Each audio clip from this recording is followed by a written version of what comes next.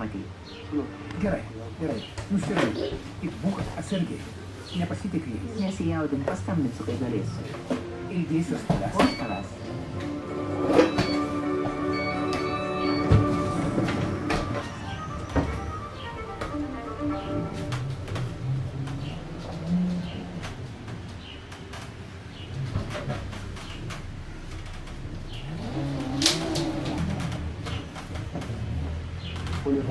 Kaip laikaisi? Ką tik sužinojau, jog visi jau žino apie Ladijaus neištikimybę. Tai buvo gan nemalonu. Aš numanau. Skirkis. Padaryk tai. Neleisk, kad šitaip apie tave kalbėti. Man nepatinka, kai mane spaudžia. Juk daug moterų atleidžia savo vyrams ir lieka su jais. Ar kalbi rimtai? Taip? Juk nepažįstu sūnų, kurio susilaukė kita. Neįtikėtina. Negali šitaip galvoti.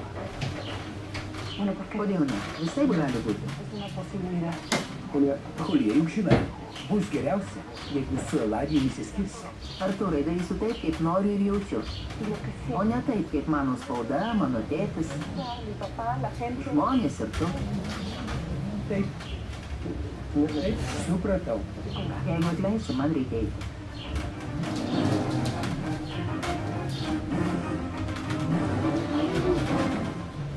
Atėjau dėl nuotraukų. Čia noriu paklausti, žinai, kas nusiuntė mano nuotrauką su Ašmur, Eladijai? Nežinau, gražuoliai, jeigu nori, išsiaiškinsiu. Gerai. Einu, nenoriu, kad tavo žmona iškeltų man pavydos čia. Ar tu tikrai pasirengusi suvyruoti Davidą? Žinoma, Frankai. Tada liksi man skolinga dalį. Pažiūrėsiu, kaip tau atsilygins.